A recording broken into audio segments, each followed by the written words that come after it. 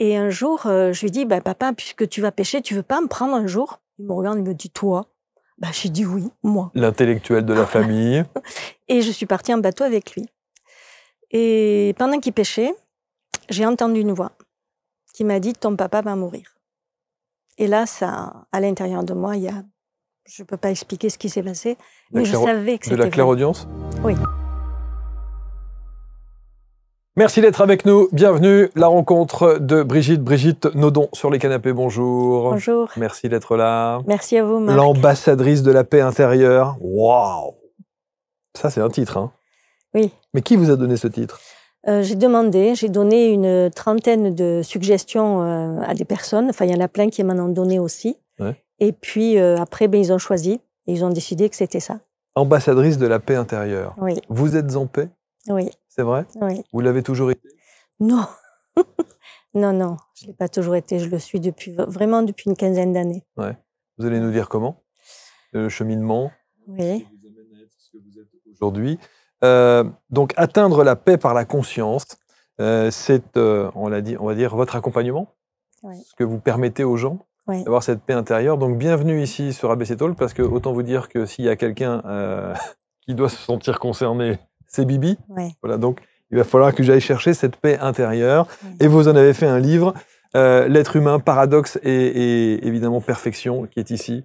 Cet ouvrage qui est passionnant, des paradigmes qui volent en éclats, des éclairages sur les zones d'ombre et la libération des traumas. Ça, c'est quasiment notre quotidien hein, quand on parle avec des gens qui sont installés sur ces canapés. Et alors, si vous regardez bien la couverture de cet ouvrage, avec notamment le petit symbole qui est ici. Et quand je suis allé chercher dans la loge Brigitte, je lui dis, mais c'est fou que vous ayez fait, parce que j'ai là un tatouage qui est exactement le même symbole, qui s'appelle un Unalom. Unalom, exactement, qui est un symbole qui représente en fait la naissance, les aléas de la vie, hein, et atteindre le chemin vers soi jusqu'au centre. Le chemin vers soi, évidemment.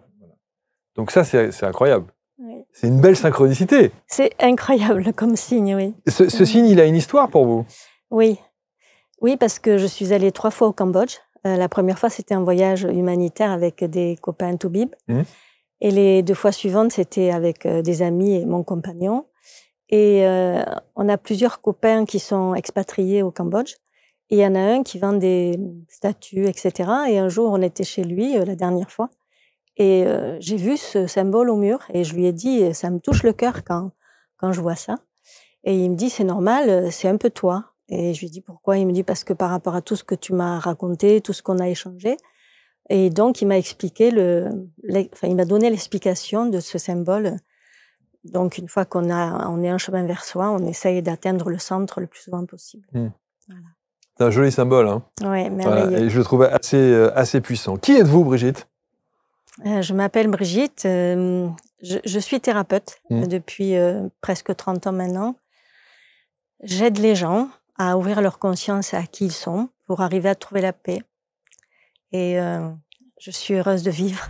60 000 pensées par jour tournent dans votre tête. Vous vous rendez compte? Alors savez-vous que la couleur est un ingrédient très puissant et elle permet vraiment d'équilibrer notre esprit, notre corps. T'as déjà remarqué qu'on avait tous des manières uniques de fonctionner et de communiquer? Le son du tambour autour des 200 battements par minute peut-il vraiment ouvrir les portes d'un autre monde?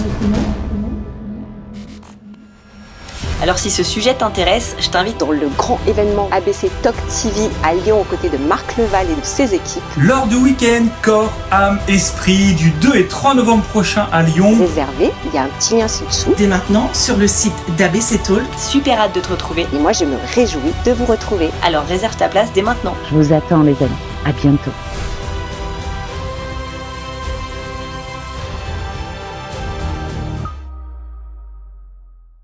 On dit souvent que être thérapeute, en tout cas ce besoin d'aider les autres, révèle sans doute quelque chose de notre personnalité, de notre enfance, peut-être parfois même de certaines névroses. Oui. Est-ce que vous êtes d'accord avec ça? Tout à fait. Oui. Peut-être certaines fêlures. Les métiers que nous faisons, généralement, à part d'être dans un moule et de faire ce qu'on nous demande de faire, comme je l'ai fait au départ d'ailleurs, une fois qu'on a trouvé sa mission de vie et qu'on a trouvé le métier qui nous correspond, on est heureux. on est à sa place. Alors, racontez-nous un petit peu votre parcours de vie et ce qui a fait la femme que vous êtes aujourd'hui. Déjà, ma vie a commencé au milieu de malades, de paraplégiques, de tétraplégiques, parce que maman était aide-soignante et mon père était chef cuisinier. Et donc mes copains, il leur manquait une patte, un bras, enfin bon, là comme ils disaient, ils roulaient, entre guillemets. Et donc très tôt, j'ai appris à accepter la différence de tout un chacun. Et je me suis rendu compte qu'il y avait autre chose derrière l'apparence. Et voilà, et je me suis posé des questions très vite. Quand j'avais une douzaine d'années, j'ai rencontré Socrate par l'intermédiaire d'un curé, du curé de ma paroisse. Et je me suis rendu compte que, youpi, il y en avait un au moins qui s'était posé les grandes questions. Donc, qui je suis, d'où je viens, pourquoi je suis là et où je vais après la mort. Parce qu'autour de moi, les gens, quand je leur posais ce genre de questions, ils me disaient « Mais qu'est-ce que tu t'embêtes avec ces questions-là? T'es pas philosophe, t'es pas... » Et moi, j'ai continué à me les poser et j'ai cherché. Et je continue à chercher, mais j'ai trouvé beaucoup de réponses. C'est pour ça que j'ai eu envie de partager dans ce livre. Parce que il y a une dizaine d'années, j'ai écrit une thèse justement sur le travail sur soi qui mène à la conscience et à l'écologie intérieure. Et il n'y a que ma mère, et puis mon directeur de thèse, bien sûr, qui l'avait lu. Et ma mère, sur son lit de mort, m'a demandé d'écrire, de faire quelque chose de mes écrits. Bon, j'ai fait mon deuil, et puis au fil du temps, j'ai beaucoup de patients qui m'ont demandé d'écrire un livre. Pourquoi? Tout ce que tu nous dis en cabinet, tout ce que vous nous apprenez, enfin, toutes ces choses-là qui sont évidentes pour les gens une fois qu'ils savent comment nous fonctionnons, c'est écrit nulle part. Alors, il y a plein de livres sur beaucoup de choses, mais j'ai essayé de rassembler, en fait, les réponses à ces quatre grandes questions dans ce livre. On y parle de Dieu. Oui. Hein, on y parle évidemment de la foi, de l'âme, oui. de la vie après la mort, oui. etc., etc. Vous avez employé un terme là que je trouve intéressant quand vous parlez de notre intériorité. Vous dites l'écologie intérieure. Oui. Oui, c'est être vraiment en paix et en accord avec soi. C'est-à-dire que l'écologie, c'est d'abord le respect de la terre, puisque c'est comme ça que le terme a été reconnu. Mais l'écologie intérieure, c'est être en accord. Je crée beaucoup de protocoles depuis des années. Dès que j'ai quelqu'un qui me demande quelque chose, en fait, je cherche. Et si j'ai pas le protocole adapté, je le crée. Et donc, il y en a un que j'ai créé qui s'appelle EPI. Et donc, c'est être complètement bien au niveau émotionnel. Donc, c'est faire la vaisselle de ses émotions tout de suite, tous les jours. Donc, il y a un protocole là-dessus. Ensuite, il y a le côté physique. L'écologie intérieure, elle passe par le physique, c'est-à-dire manger sainement, dormir, être en accord avec les autres, etc. Ensuite, il y a l'intellectuel, c'est-à-dire se nourrir tous les jours d'émissions comme les vôtres, de livres, de choses qui nous nourrissent, d'émissions, etc. Et ensuite, spirituel. Mais je parle de spiritualité laïque. Parce qu'aujourd'hui, il y a trop d'amalgame qui est fait entre les religions et la spiritualité telle que je la pratique. C'est-à-dire, pour moi, c'est la conscience. La spiritualité, c'est la conscience, l'esprit. Et c'est le fait d'être ici et maintenant. Donc, la spiritualité que je conseille et que je pratique, c'est de méditer tous les jours. Mais on peut faire du yoga, aller faire le chemin de Saint-Jacques ou autre. Et essayer tous les jours de trouver ce qu'on appelle la voie du milieu, d'être le plus possible en équilibre. Et si on fait ça tous les jours, après, il y a tout il y a rien qui est vraiment grave, puisque tout passe et que s'il y a un problème, il y a des solutions. S'il y a des questions, il y a des réponses. Le problème aujourd'hui de l'être humain, pour moi, c'est l'ego et le mental. Le mental, parce que les gens, la première chose que je leur montre quand ils viennent, c'est on a jusqu'à 65 000 pensées par jour. Apprenez à tenir les rênes de votre mental. Et rien que ça, les gens, ça leur apporte beaucoup de tranquillité. C'est du temps, ça prend vraiment beaucoup de temps pour apaiser, mais une fois qu'on a compris qu'on peut le faire et qu'il y a plein d'outils pour, c'est merveilleux. Mais cette écologie intérieure, cet apaisement, cette paix intérieure que vous préconisez, c'est le chemin d'une vie. Oui. Alors, c'est vrai que... c'est vrai qu'aujourd'hui, vous dites « je le suis ». Oui. C'est incroyable. Ça veut dire que, voilà. Alors que on part de ce postulat-là, de dire on n'aura pas assez d'une vie pour avoir cette paix intérieure à 100%. Ouais. Être en paix, c'est vraiment être en accord avec soi et être bien dans tous les rôles que l'on joue, mais vraiment dans tous les rôles. J'ai formulé 70 ou 80 items de choses à travailler. Alors une fois, je l'ai montré à un patient qui m'a dit « Vous êtes folle, Brigitte ». Alors j'ai dit peut-être un peu comme tout le monde. Et il me dit « Mais non, pour arriver à être OK avec ces 80 items, il faut plusieurs vies ». J'ai dit, moi, je suis arrivée à travailler tout ça. Mais c'est vrai que je travaille beaucoup. Je travaille tout le temps sur moi, tous les jours. C'est pas de l'acquis. Non. C'est-à-dire, c'est quelque chose où vous pouvez, sur ces 80 items, par exemple, vous pouvez de temps en temps avoir des petits dérapages. Les émotions. En fait, ce qui est le plus difficile et ce qui est jamais acquis, je pense, ce sont les émotions. Parce qu'il faut les travailler tous les jours, parce que c'est ça qui nous permet de vibrer, d'être en vie. Donc, c'est faire la vaisselle des émotions quand il y a besoin. Je le fais comme tout le monde. Alors, justement, on pourrait se demander qu'est-ce qui a conditionné la femme que vous êtes aujourd'hui. On parlait évidemment de votre enfance. On parlait aussi des gens qui ont entouré tous vos amis avec ces difficultés, ces handicaps et autres. Est-ce que vous les voyez d'abord à l'époque comme un handicap? Pas du tout. Eh oui. Pas du tout. Pas du tout. Pour moi, c'était des gens à qui il manquait quelque chose ou qui étaient entiers, mais qui étaient à plat ventre et qui se déplaçaient sur un fauteuil roulant, mais vraiment à plat pour pas avoir d'escar, etc. Mais non, je les voyais pas du tout comme des handicapés. Et quel rôle ça a joué dans votre vie aujourd'hui, alors du coup, d'être face, de côtoyer ces gens? Justement, cette ouverture d'esprit, parce que même s'il leur manquait les jambes, souvent, ils étaient heureux, ils étaient joyeux, on vivait normalement, on parlait normalement. Et est-ce que vous étiez face, moi j'ai rencontré des gens comme ça aussi, qui étaient handicapés, tétraplégiques ou autres, et qui disent, pour rien au monde, je ne reviendrai en arrière. J'aime ma vie. Oui, la majorité, ils aiment leur vie au bout d'un moment. Oui. Au bout d'un moment, c'est vrai. Ça, je m'en souviens pas très bien parce que j'ai quitté le centre, j'avais une quinzaine d'années et donc j'avais d'autres tracas. Mais en général, les gens que je fréquentais, ils étaient plutôt joyeux, ils étaient rigolos, ils cherchaient à faire des blagues tout le temps. Quelle leçon de vie. Oui. C'est vrai. Oui, vraiment. Quelle leçon de vie. Dans la préparation des émissions, à chaque fois, on fait ce qu'on appelle une fiche de production et il y a des éléments à remplir. Et on vous demande quel a été, à un moment donné, le déclencheur. Oui. La prise de conscience qui vous a permis d'être ce que vous êtes aujourd'hui. Vous dites d'abord une thérapie. Oui. Pourquoi aviez-vous besoin de cette thérapie? Alors, ça a commencé avant la mort de mon père. Si vous voulez, depuis que je suis petite, justement, je fais attention aux signes, j'essaye de pas trop les interpréter, mais j'ai eu beaucoup de signes qui sont arrivés sur mon chemin. Et là où le mur de la réalité s'est fissuré le plus, c'est un jour, j'étais en bateau avec mon père. Alors, il faut savoir que j'ai une petite sœur qui est très broum-broum, comme on dit, qui est très nature, qui aime la nature d'ailleurs, et qui partait tout le temps à la pêche et à la chasse avec mon papa, enfin notre papa. Et moi, il m'appelait le dictionnaire, parce que j'étais tout le temps assise quelque part avec un livre. Et donc, j'étais sage.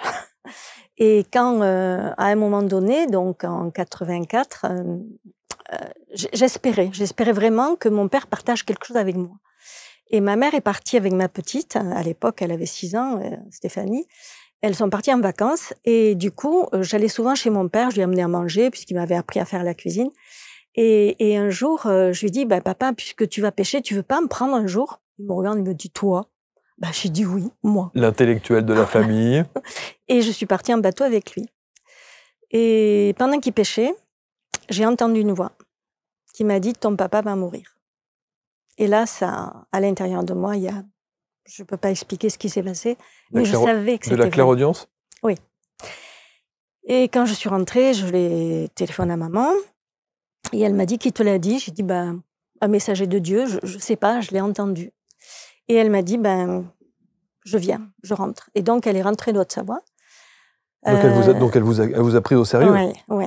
Parce que vous aviez déjà des prémonitions comme ça, en tout cas des ressentis de la clairaudience? Des ressentis, mais ça, on ne me le prenait pas au sérieux et la plupart du temps, je le gardais pour moi. Je me disais juste, tu vois, tu avais raison. Mais je ne partageais pas puisqu'on ne me croyait pas généralement.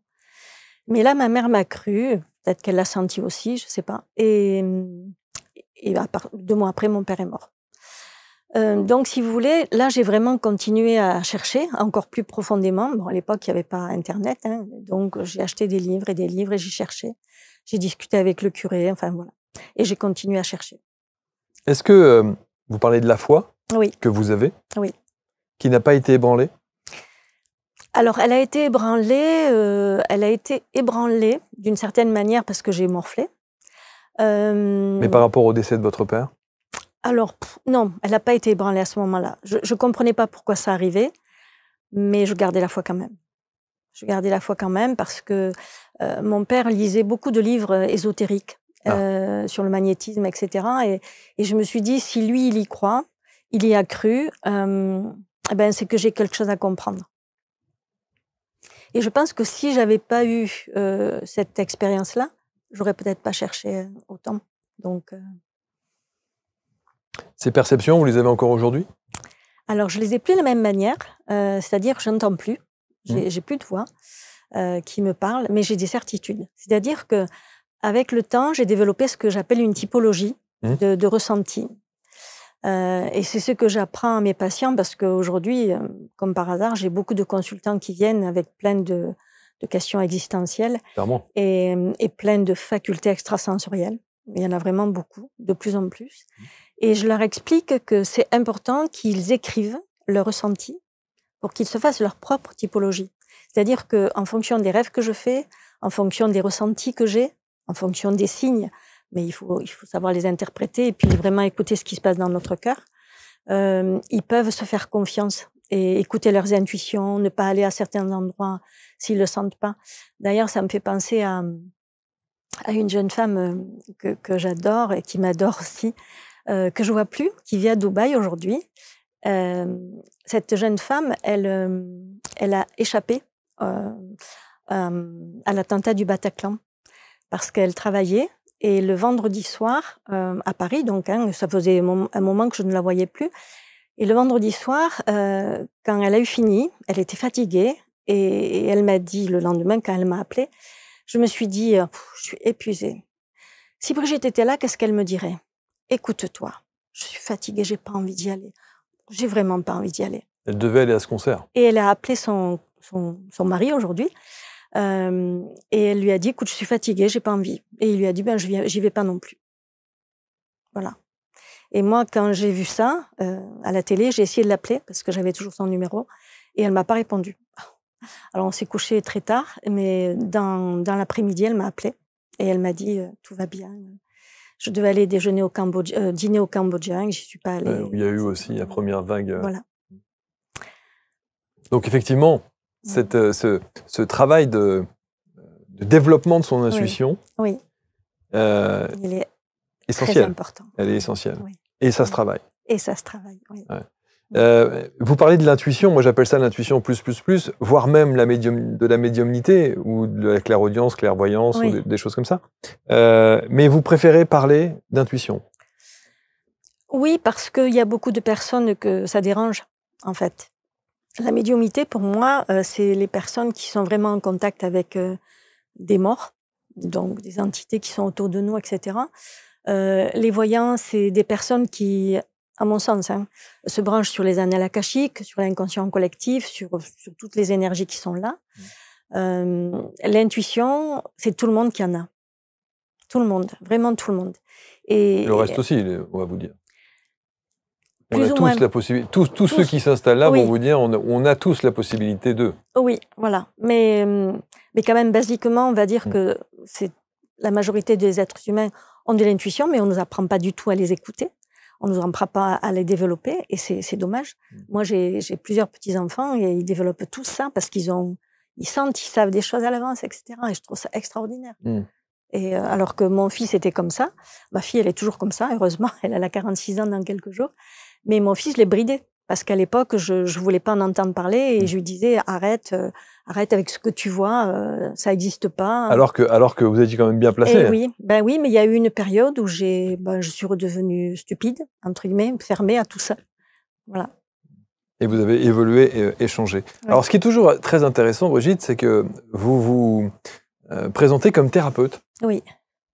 Alors, à la base, je suis psychothérapeute. Oui. En 2012, quand Madame Bachelot a décidé de mettre tous les psys dans le même panier et d'enlever ce qu'on avait décidé, nous, avec la Fédération des psychothérapeutes, on avait décidé que pour être reconnu, il fallait avoir fait minimum 3 ans de psycho, avoir des connaissances dans plusieurs techniques, être en supervision, en formation médicale continue et avoir fait un travail sur soi.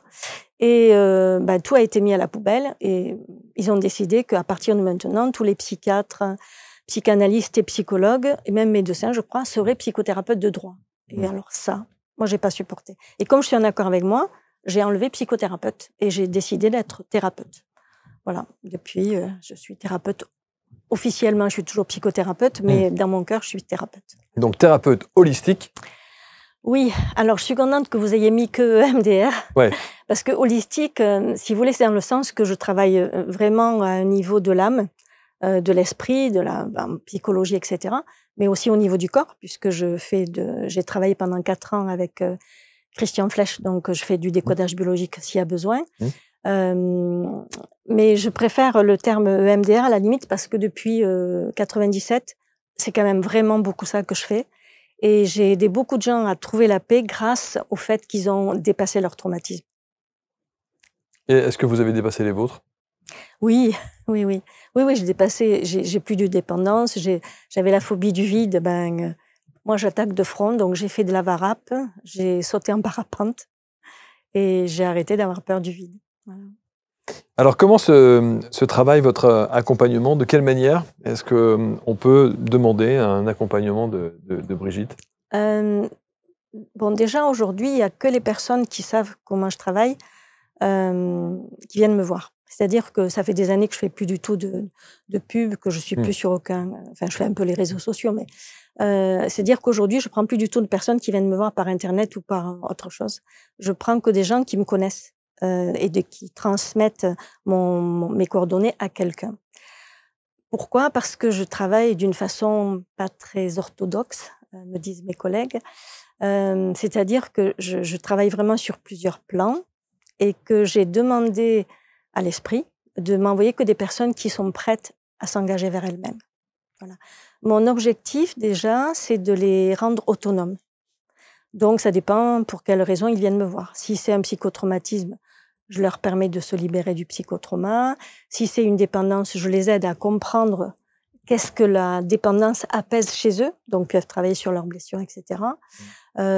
Si c'est un deuil, je les accompagne et je leur dis que ils sont pas du tout dépressifs. C'est normal d'être déprimé pendant un deuil. Il faut pas prendre des antidépresseurs de suite. Bon, à part si c'est vraiment un cas très grave, mais c'est normal d'être dépressif quand on a eu le chagrin. Sa vie. Le chagrin, il est naturel.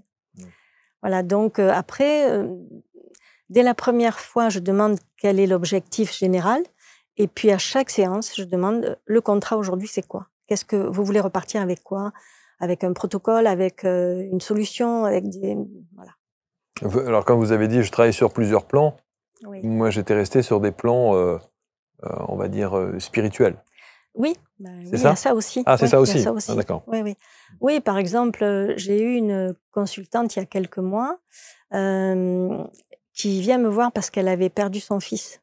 Et donc, elle était en colère, elle n'arrivait absolument pas à dépasser le chagrin, etc. Et nous avons parlé pendant longtemps. Et à un moment donné, je lui ai dit, mais votre fils savait qu'il allait mourir. Et elle m'a dit, pourquoi ? J'ai dit, parce que j'en suis persuadée. Et à la fin de la séance, elle m'a dit, alors je vais vous raconter quelque chose que j'ai jamais dit à personne. Elle m'a expliqué que son fils, donc à 24 ans, avait déjà signé plein de papiers, avait décidé de faire don de ses organes, etc. Et le médecin lui avait dit, à 5h30, lundi, je crois, enfin tel jour, à 5h30, on enlèvera le dernier organe de votre fils. Et elle s'est réveillée, sans réveil. à l'heure dite. Et elle a vu son fils en transparence au-dessus d'elle. Et j'ai dit, il est venu vous dire au revoir. Et si vous voulez, cette femme, à partir du moment où elle a vu ça comme un signe et non pas comme une hallucination, etc., elle a pu faire son deuil. Voilà. Ça paraît simple, hein?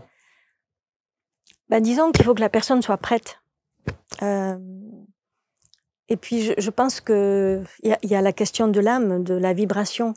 Les gens, ils sentent que je suis vraie. Enfin, je ne sais pas exactement comment expliquer, mais je ne fais pas de chichi. Je vais vous donner un exemple. Un jour, j'ai un patient qui vient me voir et qui me dit qu'il souffre de plein de choses, etc. Et puis du fait qu'il est petit. Alors, je lui dis, vous êtes petit, et alors? Il me regarde, il me dit, vous me dites que je suis petit? Je dis, oui, c'est un fait. Mais il me dit, mais tous les autres thérapeutes m'ont dit, mais non, vous n'êtes pas si petit que ça, etc. C'est-à-dire qu'à partir du moment où les gens, vous les acceptez et vous les reconnaissez tels qu'ils sont, avec leur souffrance, ils se sentent plus... C'est la grande question, et c'est d'ailleurs, ça a fait l'objet, je crois, d'une émission de télé qui disait « Toutes les vérités sont bonnes à dire ». Oui, du coup. Alors, peut-être pas toutes. C'est comme les secrets de famille. Les secrets de famille, aujourd'hui, je pense qu'il faut en dire beaucoup, mais des fois, c'est vraiment au cas par cas.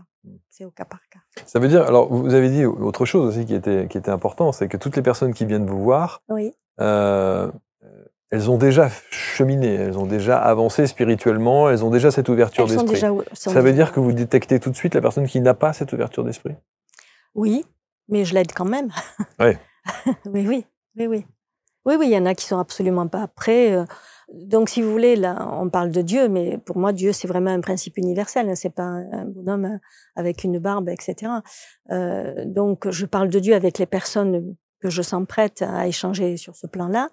Mais il y en a plein dont avec lesquels je parle absolument pas de Dieu ni d'autre chose. Vous dites, alors vous avez parlé tout à l'heure effectivement du décès de votre papa que vous aviez entendu. Oui. Et vous en parlez avec le sourire en plus, oui. C'est assez étonnant. Hein. Oui. Et vous dites d'ailleurs, en quelques mois, je suis passée d'une dépressive profonde à une jeune femme enthousiaste et amoureuse de la vie. Oui. Quel a été le switch? C'est la thérapie que vous avez? C'est la thérapie. C'est la thérapie parce que j'avais déjà, quand mon papa est mort, j'avais vu un psychiatre qui m'avait donné des médicaments, qui m'avait tellement suqué que j'ai voulu sauter. Donc, j'ai voulu vraiment mourir. Et je priais tout le temps. Et là, la vie m'a envoyé un médecin homéopathe qui m'a demandé de mettre tous mes cachets à la poubelle et de faire une thérapie avec quelqu'un d'autre et de prendre l'homéopathie. C'est ce que j'ai fait. Sauf que la psychologue que j'ai vue me convenait pas. Donc, j'ai recommencé à prier. Et là, je suis allée à l'église. Je ne vais à l'église que quand je suis désespérée. Sinon, le reste du temps, je prie tout le temps. Je prie à tout bout de champ. Je prie en voiture. Je prie dans le train. Je prie tout le temps. Je suis tout le temps en contact avec autre chose que les gens qui sont autour de moi. Une prière d'un mantra à vous? Je leur parle. Non, okay. Je leur parle, je leur demande, je leur explique. Là, ce matin, je leur ai dit, bon, ça serait bien que vous soyez là pour me donner de l'intuition, pour me donner des idées, pour comment ça vous fonctionne bien. Enfin, voilà. Pour l'émission? Oui, pour l'émission. Et donc, je ne sais plus ce qu'on disait. Non, voilà, que vous passiez effectivement d'une jeune femme qui était complètement effondrée à une femme épanouie. Voilà. Et donc, quand je suis allée à l'église, j'ai dit, je t'en supplie, fais-moi rencontrer quelqu'un qui pourra vraiment m'aider. Et le hasard a voulu que dans mon quartier, en discutant avec quelqu'un à la pharmacie, la personne me dit ah oui, mais je vais tellement bien depuis que je vois Marianne. Elle s'appelle Marianne. Et je suis allée voir Marianne. Et Marianne, en fait, elle était extraordinaire parce que d'abord, elle m'a appris à maîtriser mon mental. Elle m'a appris que j'avais beaucoup de pensées et que je pouvais complètement changer les choses. Elle m'a appris à poser mes intentions avant chaque action. Elle m'a appris la responsabilité que j'avais dans toutes mes paroles, dans tous mes actes. Et elle était extraordinaire parce qu'elle avait quelque chose en plus. C'est-à-dire qu'elle avait énormément de pouvoir magnétique, etc. Et je me souviens une fois où on était en train de parler, et il y a un marteau-piqueur qui s'est mis à faire du bruit, on n'entendait plus rien. Et elle a fait « Tu veux que je l'arrête ?» Moi, j'ai dit « Oui, parce que franchement, il faut que tu hausses le ton. » Et elle a fait ça, et le marteau-piqueur s'est arrêté. Bon, peut-être une coïncidence, mais n'empêche que moi, je me suis dit « Cette femme, elle a vraiment autre chose. » Et je suis restée avec elle jusqu'à ce qu'elle remonte sur Paris. Voilà. Et elle vous a suivi. Et à la fin de la thérapie, c'était pas fini puisqu'elle est partie plus tôt que ce que j'espérais. Elle me dit, bon, alors qu'est-ce que tu vas faire maintenant? J'ai dit, ben, je vais changer de métier, je vais être comme toi, je veux redonner aux gens ce que tu m'as donné. Voilà. Magnifique. Ah, vous oui. avez dit poser le mental. Alors là, je voudrais bien vous entendre. Oui. Qu'est-ce que vous donneriez comme conseil, mais rapide, sans rentrer dans des protocoles ou des rites ou des rituels que vous pouvez mettre en place, parce que vous préconisez des protocoles pour ceux que vous accompagnez. Oui. Poser le mental. Bah, déjà, c'est de revenir au moment présent. Une des choses à faire, moi je fais beaucoup de cohérence cardiaque, c'est donc de respirer et d'expirer en conscience. Déjà, là, le mental, il a du mal à... Le petit vélo, il a du mal à tourner quand on fait vraiment attention à comment on respire. Ensuite, ce qu'on peut faire, c'est prendre sa main et se dire, voilà, j'ai ma main, je la lève, je décide que je la lève, je ferme les yeux et je sens ma main. Qu'est-ce que c'est qui fait que je sens ma main? C'est la conscience de qui je suis. Je suis à l'intérieur et je sens l'air sur ma main, sur ma paume, etc. Donc, je suis dans ma main. Ensuite, comme je vous disais tout à l'heure, je conseille aux gens régulièrement de se recentrer. Alors, pour se recentrer, il y a plein de petits trucs. Il y en a des patients qui écrivent un C. Il y en a qui ont un petit bracelet rouge et qui le tiennent. J'en ai une un jour, pendant une séance, son téléphone, il fait ding. Et j'ai dit, c'est quoi? Elle me dit, ce sont mes clochettes tibétaines aléatoires. Et elle m'explique donc que de façon aléatoire, ça sonne. Et quand ça sonne, eh ben, elle se dit, allez hop, un petit coup de recentrage. Et du coup, de se recentrer, c'est où je suis, qu'est-ce que je suis en train de faire, pourquoi je suis en train de faire ça, est-ce que j'ai besoin de souffler, est-ce que j'ai besoin d'aller boire un verre, est-ce que j'ai besoin, voilà, de quoi j'ai besoin, maintenant. Et après, il y a les questions, comme je vous disais tout à l'heure, c'est poser son mental en disant, là, je suis contrariée, ou je m'interroge par rapport à quoi. Si c'est un problème, il y a plein de solutions. Si c'est une question, il y a plein de réponses possibles. Et déjà, ça permet de poser. Ça permet de ne pas tourner en rond. Et puis après, il y a un exercice tout simple que j'appelle 1, 2, 3, 4. C'est régulièrement... alors, ça serait un peu... Alors, comment expliquer? J'explique aux gens qu'il faut qu'ils sentent leur corps et qu'ils s'habituent à être à l'intérieur d'eux et voir si ça sert là, si ça sert là, si ça sert là. Comment c'est? Si c'est pas fluide à l'intérieur, c'est qu'il y a quelque chose. Donc, je leur dis déjà, essayez de nommer ce que vous êtes en train de vivre. Est-ce que c'est un stress? Est-ce que c'est une colère? Est-ce que c'est un sentiment de culpabilité parce que on vous a dit quelque chose? Voilà. Déjà, déterminez ce qu'on vient de vous faire vivre, ce que vous ressentez. Une fois que les gens ont détecté la situation qui les a déclenché leur mal-être, une fois qu'ils ont mis un mot sur leur ressenti, leurs émotions, ils se disent, et là, qu'est-ce que je suis en train de me dire en négatif? Je suis coupable de ça, ça, ça ou ça. Est-ce que c'est vrai ou est-ce que j'interprète? Des fois c'est vrai, des fois j'interprète. Mais dans tous les cas, même si c'est vrai, à quoi ça sert que je continue à souffrir, à tourner en rond? Quelle est la leçon que je vais tirer de ça? Et c'est pour tout pareil, tout le temps. En fait, tant qu'on tire des leçons de tout ce qui nous arrive de négatif, qu'on est dans l'acceptation, tout va mieux. Est-ce que, quand on est au cœur du questionnement, voire de la problématique, du ressenti, il faut laisser un peu de temps avant de pouvoir se poser cette question-là? Qu'est-ce que je retire de cette situation? Bien sûr. Quand on la vit, la situation... Oui, parce que déjà, il y a des personnes, des fois, qui se rendent compte de ça que quand elles me racontent. Hier, il y en a une qui m'a dit, heureusement que je vous pose ça, parce que je n'avais pas pris conscience que c'était ça. Elle a fait une crise d'angoisse il y a quelques jours. Je l'avais vue il y a quelques années, elle avait vécu un attentat à Mexico. Donc, on avait travaillé sur son psychotrauma à ce moment-là, elle allait bien. Et là, elle revient me voir parce qu'elle a eu une méga crise d'angoisse et elle ne comprenait absolument pas pourquoi. Et elle m'a dit, j'ai fait ce que vous m'aviez dit, j'ai cherché et tout, et j'ai absolument pas trouvé. Et dès qu'on a commencé à faire EMDR, elle a trouvé tout de suite. Elle a le mot déménagement qui est venu dans sa tête. Elle est enceinte de 2 mois. Son compagnon lui parle de ça. Elle a l'impression d'avoir une montagne de choses à faire. Et du coup, crise d'angoisse. Et le fait qu'elle a compris ça, peut-être qu'elle me rappellera, mais je sais qu'elle n'aura plus de crise d'angoisse à cause de ça. Sur cette thématique des crises d'angoisse, on a beaucoup de témoignages de femmes qui vivent justement ces fameuses crises d'angoisse, qui sont parfois terribles, parce qu'on a l'impression qu'on va mourir. Hein. Tout à fait. Voilà, donc c'est très compliqué. Et là, pour le coup, vous avez un protocole spécifique pour ça? Alors, si vous voulez, quand les gens viennent la première fois, je leur demande de leur histoire de vie. Mais pas toujours. Je me souviens d'un monsieur, j'ai 2 cas qui me viennent en tête. Une fois, un monsieur, alors j'ai des copains Toubib, et il y en a qui croyaient absolument pas le MDR. Et il y en a un jour donc, qui m'adresse un patient qui traite depuis 2 ans pour des crises d'angoisse. Et ce monsieur, je lui dis depuis quand, donc il me dit depuis le 31 octobre telle année, enfin il y a 2 ans. Et donc je lui dis qu'est-ce qui s'est passé. Il me dit j'ai eu un accident de voiture. Non mais c'est rien, hein. La voiture était foutue, mais on n'a rien eu. J'ai dit, OK, asseyez-vous, fermez les yeux. Enfin, d'abord, je leur fais essayer de voir s'ils préfèrent les yeux ouverts ou les yeux fermés. Et donc, on commence à faire de l'EMDR. Donc, je le remets le 31 octobre, au moment où il y a eu cet accident. Et en fait, il a tout revécu. Ça faisait 2 ans qu'il avait des crises d'angoisse, qu'il ne conduisait plus du tout. Et il est revenu 15 jours après en me disant qu'il était très en colère de ne pas avoir fait EMDR avant, parce que ça lui a gâché 2 ans de sa vie, ses angoisses. Alors que là, il venait de vacances, il avait conduit 500 km sur l'autoroute, il n'avait plus du tout d'appréhension, rien du tout. Mais ça, c'est parce que cette personne a réussi à identifier.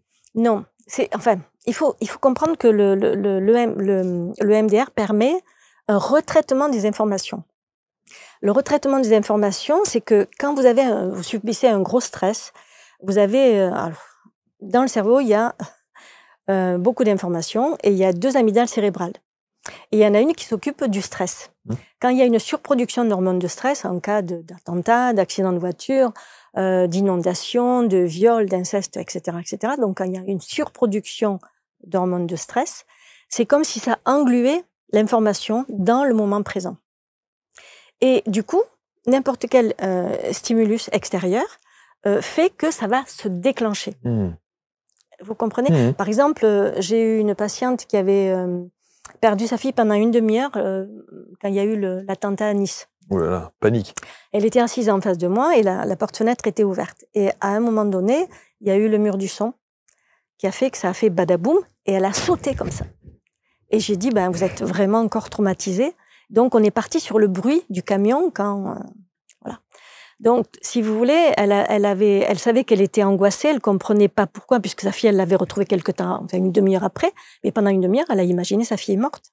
Et cet homme, pendant une demi-heure, avant que les pompiers viennent et désincarcèrent son fils, il a cru que son fils était mort. Et si vous voulez, à partir du moment où le cerveau, il a une effraction psychique par rapport à la mort, même s'il ne la voit pas, lui, l'inconscient, il la voit, il la sent, et du coup, il y a vraiment quelque chose qui se coince dans le cerveau et qu'on peut du coup dénouer grâce au tapotement. Alors justement, présentez-nous la technique de l'EMDR. L'EMDR, en fait, si vous voulez, il y a une cible déjà, donc une image. Après, il y a le ressenti. Et qu'est-ce que je me dis en négatif? Après, il y a tout un protocole spécifique.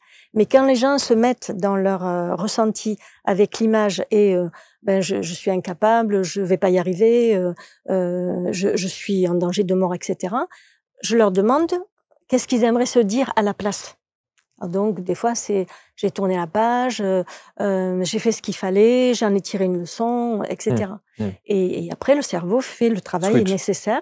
Et à la fin, je leur dis toujours... Alors, des fois, quand c'est vraiment un gros trauma, on ne peut pas valider. Donc, on met entre parenthèses. Et je dis à la personne, on repartira de ça la prochaine fois. Mais très, très souvent, on peut valider à la fin une phrase positive. Voilà. Et on l'ancre. Voilà. Mais les personnes qui viennent vous voir et qui n'ont aucune idée de cette date, de cette période, de cet événement, de ce fameux trauma qui est engrammé dans leur esprit, comment vous œuvrez à ce moment-là? Alors, on part... On sait qu'on est mal. Oui, mais on ne sait pas pourquoi. Alors, déjà, la première fois, il y a quand même un gros travail de débroussaillage. Et puis, je prends des notes et je leur fais une séance pour aller farfouiller dans leur subconscient. Bon, déjà, ça commence à préparer le travail. Et je leur dis que d'ici la fois d'après, ils repèrent à quel moment, justement, ils sont mal. Pour trouver le déclencheur. À partir du moment où on a le déclencheur, on arrive à trouver le trauma source. Je vais vous donner un exemple. J'ai eu une patiente qui avait énormément de stress. Ça faisait des années qu'elle allait voir le gastro-entérologue. Et un jour, il lui a dit, écoutez, j'ai essayé tous les traitements possibles et inimaginables. Ça marche pas. Ça marche pas, donc allez voir Brigitte. Et elle vient me voir avec ça. Et je lui ai dit, d'ici qu'on se revoit, essayez de repérer qu'est-ce que c'est qui déclenche. Et on a trouvé donc un déclencheur. On est parti de ce déclencheur qui, apparemment, n'avait rien à voir avec le schmilblick. Sauf qu'au bout d'un moment, elle s'est rappelée quand elle avait 8 ans et qu'elle a un voisin qui lui avait fait des attouchements sexuels. Et elle n'a plus de problème d'intestin. Oui, parce que c'est ça, la problématique physique ressentie ou émotionnelle ressentie n'est peut-être pas en adéquation avec ce qu'on a vécu. Tout à fait, oui. Et ça, c'est évidemment assez impressionnant. Alors, c'est presque un état modifié de conscience? Oui, parce que le plus important, c'est la relation thérapeutique. C'est pour ça que je commence toujours par une séance d'hypnose ou de visualisation, parce que si les personnes arrivent à ressentir, je vais vous donner un exemple, je leur fais imaginer qu'elles ont plein de problèmes, qu'elles mettent dans un sac comme des gros cailloux et qu'elles montent. Si elles arrivent à monter, qu'elles sentent le poids du sac et que quand elles jettent le sac, elles se sentent bien et en redescendant, elles gambadent, elles sont heureuses, etc. Ces personnes-là, elles m'ont fait confiance et elles sont dans le ressenti. Si les gens me disent, je me voyais en train de monter, j'ai rien ressenti en descendant, etc., je leur dis, là, il y a du boulot parce que vous êtes coupés de vous. Et il va falloir d'abord réapprendre à être à l'intérieur de vous avant de pouvoir travailler en EMDR. Tout à l'heure, vous aviez dit que vous faisiez des protocoles sur mesure. Oui. Hein, si je puis dire. Oui. Et ces protocoles-là, les gens repartent avec ou c'est un protocole? Ah oui, ils repartent avec. En fait, avant, j'avais un grand bureau, donc j'utilisais mon imprimante. Maintenant, j'ai une soixantaine sur les 300 et quelques que j'ai qui sont dans mon téléphone parce que c'est les plus courants et je leur envoie. Voilà. Donc, il y a un petit travail à faire à la maison. Ah, mais toujours, parce que en fait, si vous voulez l'important, je vais vous donner un exemple. Un jour, j'ai une dame qui vient pour la 3e fois, très en colère, et elle me dit oui, j'en ai marre, il n'y a rien qui change, je ne vais pas mieux, je ne vais pas bien, etc. Et je lui dis, depuis qu'on se voit, qu'est-ce que vous avez fait? Elle m'a dit, je vous ai tout expliqué, je vous ai tout dit. Voilà. Je dis, et c'est à moi de faire le boulot? Elle me dit, oui. Je dis, non. Peut-être avec les autres psys, c'est comme ça que ça fonctionne, mais pas avec moi. Moi, si vous ne travaillez pas, on va se voir pendant 3 ans, ça vous regarde, mais ce n'est pas comme ça que vous allez être heureuse, que vous allez retrouver de la paix. Il faut que vous changiez quelque chose dans vous, à l'intérieur de vous, dans vos actions ou dans vos pensées, pour arriver à commencer un processus de changement de mieux-être. Est-ce que ça peut ne pas marcher? Oui. Si vous voulez, comme je vous disais, si je sens que la personne n'est pas prête, généralement, au bout de 2-3 fois, je le sens.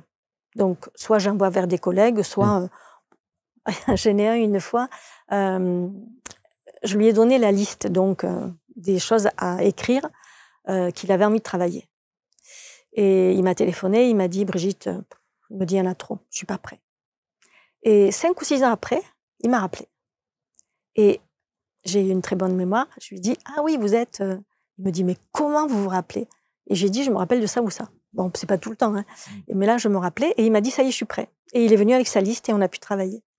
Mais il a attendu d'être prêt. Voilà. Est-ce que si je vous donne un exemple, par exemple, un exemple, vous pouvez vous souvenir de l'élaboration d'un protocole que vous pourriez mettre en place? La colère, par exemple. Oui. La problématique de quelqu'un qui est en permanence en colère. Oui, tout à fait. C'est arrivé une fois à un de mes patients. Ce monsieur vient me voir au mois de mars et il me dit, je suis directeur de camping, j'ai des colères énormes et ma femme m'a dit que si je lui faisais vivre la même saison cette année, en octobre, elle demandait le divorce. Et comme il habitait loin, il venait 2 heures à chaque fois. Et donc, du coup, j'ai donné le protocole. Alors, le premier protocole, c'est écrire. Qu'est-ce qui me met en colère, etc. Écrire, et puis traiter de tous les noms d'oiseaux, la situation, la personne, etc. Et de déchirer ou de brûler. Et ça, il me dit, mais j'aurais pas le temps. Mais vous vous rendez pas compte ce que c'est de tenir un camping? J'ai dit, oui, d'accord. J'ai dit, vous allez faire ne serait-ce que 1, 2, 3, 4.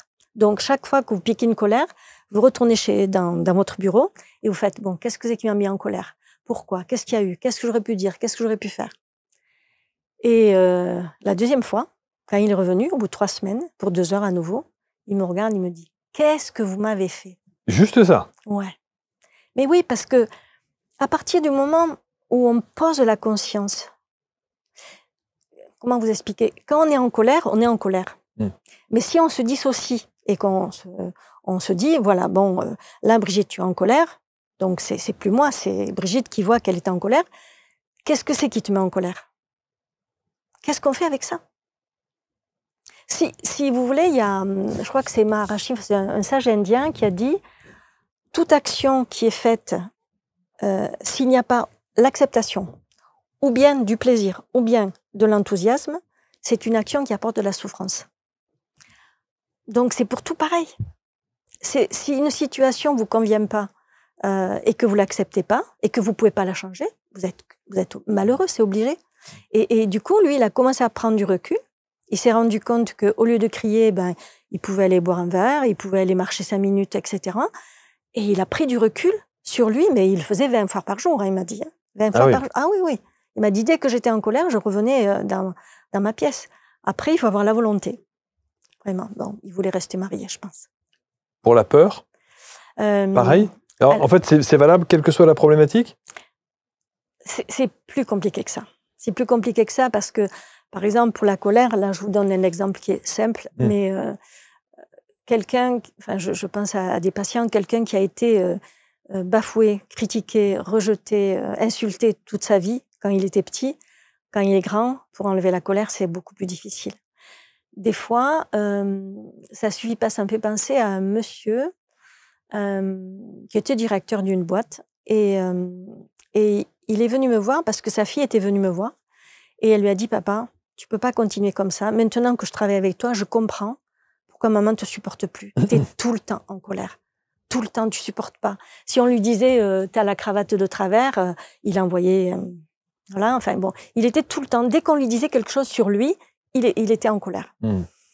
On a travaillé sur plein de choses qui se passaient dans sa vie. Et au bout de quelques mois, un jour, il était prêt. Il a retrouvé une scène où il avait 12-13 ans, où il était un peu obèse. Et il est tombé en faisant du saut de haie, à la haie, vous savez. Et du coup, tous ses copains se sont mis à éclater de rire.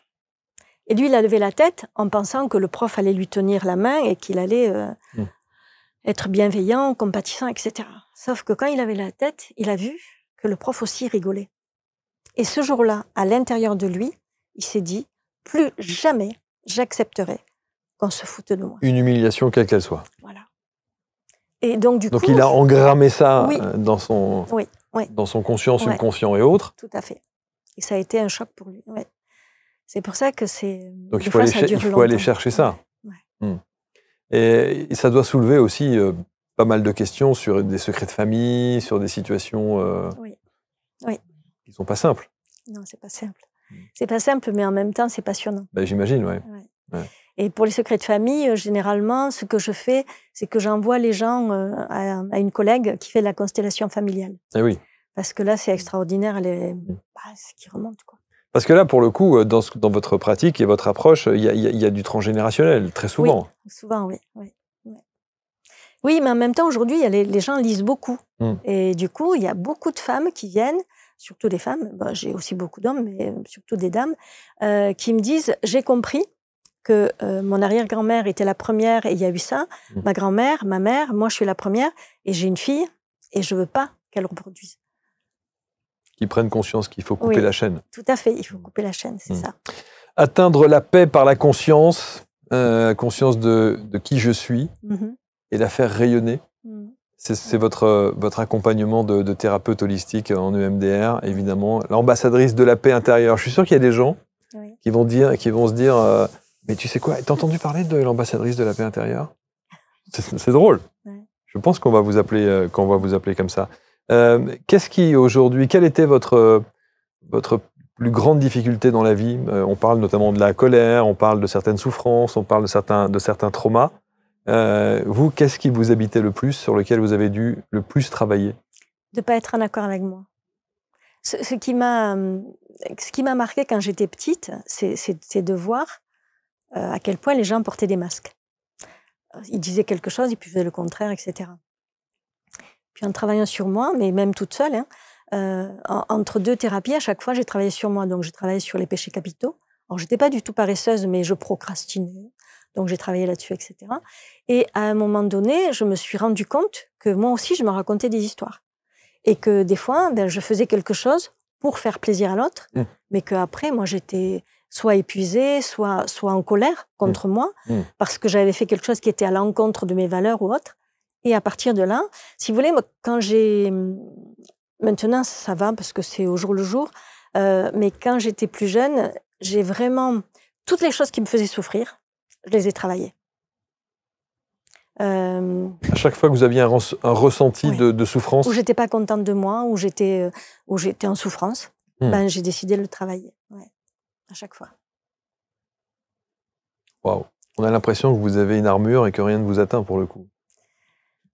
Si, parce que je suis quelqu'un de bien vivant. Hein. Oui. Et j'ai des émotions aussi, mais je relativise tout le temps. Oui. C'est-à-dire que j'entends tellement parler de la mort, de la maladie, de gens qui souffrent autant dans leur chair que dans leur esprit, mais même ces personnes-là, elles arrivent à être heureuses après, comme les jeunes paraplégiques que je fréquentais plus jeunes. Donc, une des phrases que je dis, qui est difficile à entendre quand on est mal, hein, c'est « ça aussi, ça passera ». Donc, je relativise tout le temps. Et puis, comme je suis très positive aujourd'hui, très optimiste, etc., si à un moment donné, ça ne va pas, je me dis « mais regarde tout ce qui va bien ». Je vais vous donner un exemple. Une fois, j'ai une dame qui était très négative, très noire, très nocive. Vraiment, elle était nocive pour tout le monde parce qu'elle était tout le temps en train de râler. Et je lui dis, mais pour la prochaine fois, vous allez noter toutes les choses qui sont positives, qui sont bien dans votre vie. Et donc, ça, c'était en 2010. Je m'en souviens, je vais vous dire pourquoi. Et quand elle revient quelques temps après, elle me dit... n'importe quoi cet exercice, moi j'ai rien trouvé. Hein. Quand je vous dis que tout va mal dans ma vie, et tout va mal. Ok. Alors je lui dis, vous avez dormi où? Bah, dans mon lit. Ok. Vous avez pris quoi ce matin? Un café. Il était chaud? Il était sucré? Oui, c'est quoi ces questions? Et je lui dis, et votre douche, elle était chaude? Mais elle me dit, mais en fait, ça veut dire quoi ça? Mais je dis, mais rien que ça, vous devriez l'apprécier. Je dis, moi je reviens d'un voyage au Cambodge. Hein, où les petits, j'ai vu des petits dans la rue de 5 ans et 8 ans qui venaient faire l'aumône à 2 heures du matin, tout morveux, tout crasseux, etc., parce qu'ils n'avaient rien, ni personne. Alors, si vous voulez, tout ce que j'ai vécu, tout ce que j'ai vu comme souffrance, tout ce que j'ai ressenti, ça m'aide à relativiser pour tout. Quelle belle leçon de vie. Brigitte Nodon. Voilà son ouvrage, L'être humain, paradoxe et perfection, bien entendu. Si tant est que la perfection existe. Alors, perfection, c'est parce que, pour moi, on est extraordinairement parfait, à la base. Si on fait abstraction de l'ego, de tout ce qui se passe autour de nous, donc de tout ce qui est méchant, de la bêtise humaine, etc., on est parfait. Vous vous rendez compte que de 2 petites cellules microscopiques, on a des êtres aussi merveilleux que nous, entiers, grands, avec en principe de bras, de jambes, de mains, etc. La perfection, elle est en tout. La perfection, elle est dans la pluie tombe, il y a les feuilles qui sont en train de quitter les arbres, mais la vie va reprendre au printemps, etc. Donc la perfection, elle est partout quand on regarde autour de nous.